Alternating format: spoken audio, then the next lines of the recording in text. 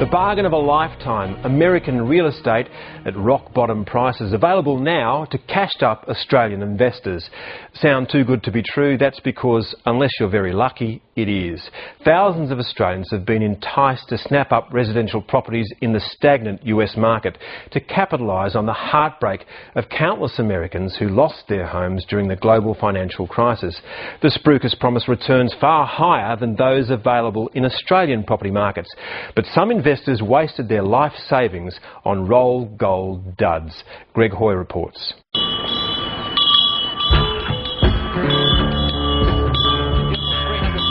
So I'm going to reopen the bidding, ladies and gentlemen. Negative growth in Australian home values in recent years has seen hordes of Australians drawn to the American dream, riding the strong Australian dollar into the US housing market, which in large areas has remained depressed since a huge housing bubble and glut of subprime properties helped trigger the global financial crisis.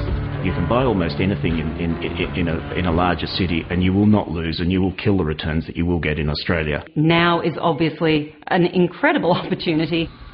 Sydney investor and buyer agent Emma McGrath and Qantas pilot Jeremy Laws have made good money buying and selling dozens of US properties, but warn the Australian investment frenzy is attracting a great school of sharks. It is so tragic, and it is so hard to hear these stories. People are losing their life savings, and it is unbelievable. Hi, and welcome to My USA Property, leaders in helping Australian investors buy USA investment property. It's still the home of Tom Cruise. It's, you know, whether you like it or not, there's still a lot of wealth. Founder of My USA Property, Andrew Allen, is one of many offering a smorgasbord of dirt-cheap US properties, all of which are subtly owned and or sold into limited liability companies or LLCs, which avoid consumer protection laws and regulations for non-residents. It's a very easy way for the less scrupulous purchasers to circumvent the property regulations in Australia and in the States. It's pure offshore Wild West stuff. Bargains galore Americans just can't afford, or so the Spruikers say, promising to take care of everything, from property managers to renovators, mortgage brokers, stable tenants to pay back the debt, adding the lure of huge capital gains as the US dollar and economy recover. It sounds too good to be true, and very often it is. We don't charge you a service fee, so you have nothing to lose. You have nothing to lose but your life savings. It is my life savings, and he is responsible, even though he's not taking responsibility for it. Melbourne schoolteacher Gavin Hicks believed Andrew Allen's assurances. He was asked to pay a service fee of $13,000 to invest his $65,000 savings in small apartments in Ohio and a home in Detroit. But the only tenants he got were squatters.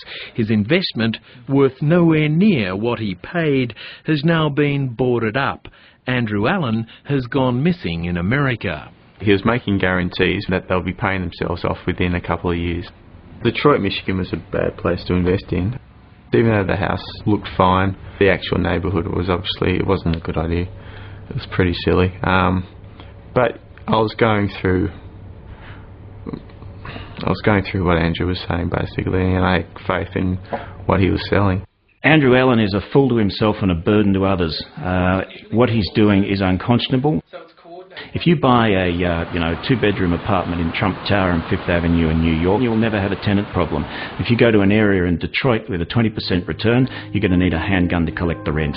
Indeed, the trial continues in Detroit for the man who allegedly shot and killed Australian investor Greg McNichol from Victoria, who was trying to collect a late rent payment from the accused's daughter. More people have guns in the United States than don't have guns. We've already had one Australian investor killed over there, and many others are being slaughtered financially. Many, but not all. My USA Property does have some contented customers, like Brisbane surveyor Steve Cooper, who personally surveyed his properties before purchasing. We researched a lot. There is a lot of people out there doing it and selling it. They don't know what they're doing. They are full of lies. They prey on fear. and once they've conquered the fear thing with you, you feel safe with them, then they'll sell you an overpriced property. My USA Property's Andrew Allen did not respond to 730's repeated requests for an interview, and he's not alone.